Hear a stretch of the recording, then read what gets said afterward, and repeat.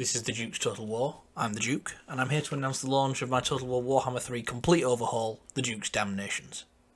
Warhammer 2, you may have known it as the End Times, but it has been altered and renamed for Warhammer 3 with alterations to much of the Game 2 stuff as well as the new. The mod comes at the Warhammer world with its own approach. I treat the world as if it was reality and ask how a thing would act. So you can look at a gun shooting and expect it to perform as a gun, and a man holding a spear to act like a man holding a spear. But this approach doesn't just extend to the humans. It asks the same questions for all manner of creatures of the Warhammer world. The hulk of muscle is an orc, will hit incredibly hard but be tough to bring down. A skeleton's even harder to bring down with projectile. How are you going to kill it with an arrow? There's no organs to pierce, no blood for them to bleed out. They won't get tired, they're dead. They don't like to stay that way. This then is the basic principle of the Duke's Damnations. Realism in fantasy. If you come at the situations in front of you as if they're real, you won't go far wrong. Damnations touches many aspects of the game. Battles, campaign, diplomacy, AI, and so on. I'll start with the battles. The battles are generally longer and bloodier.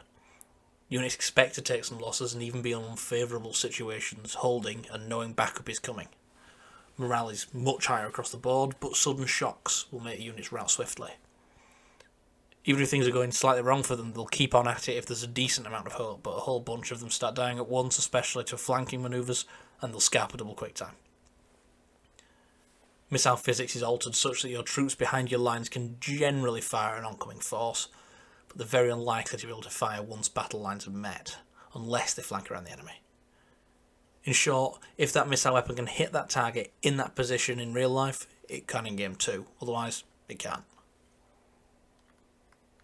How tired a unit is has a major impact, but you can rest them quite quickly. This makes reserves more important, lets you provide relief and let your units rest. Charging will get your units tired fastest, and being tired makes the most difference to charging. So if you're used to cycle charging your cavalry without having a rest period, try and break that habit. Rock, paper, scissors balancing is ignored completely, so expect much lower bonus versus large and bonus versus infantry across the board. Units with charge defense are still great for stopping charges, but they rarely have major advantages against a certain unit size. The approach of treating units as if they're real comes into play here a lot with unit interactions. My advice is to focus more on what the units are and how you expect them to act, rather than counters and matchups.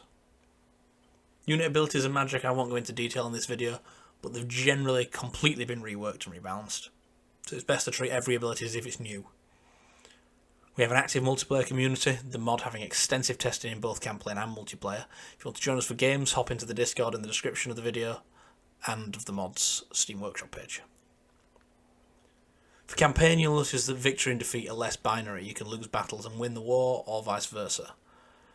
Slower replenishment and more extensive recruitment, as well as less cash in the late game, mean you'll snowball much less, and the game should stay challenging for longer.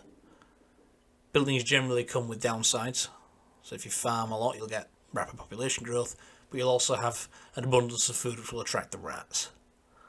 Sieges will be bloody. The defenders have nowhere to run and so will fight with unmatched tenacity, running away only in the most extreme situations.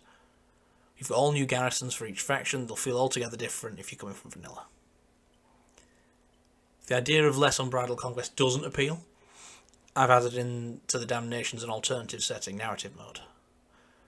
Setting campaign difficulty to narrative gives the player and the AI a series of changes to have faster, more vanilla style gameplay. You've got more replenishment, less punishing auto-resolve. It replaces easy difficulty, but it isn't an easy mode. I've just replaced the least used setting. It provides an alternative take should you want one.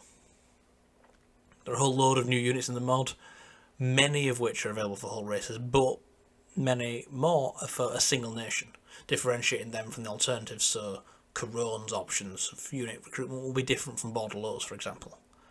There's also a whole new faction, Skeggy, with a bespoke custom roster and legendary lord. To play them in campaign you will need to use Mixers Unlocker, but the AI will use them either way, and they'll be available in multiplayer and custom battle with only the Damnations. On the topic of multiplayer, domination games are completely reworked.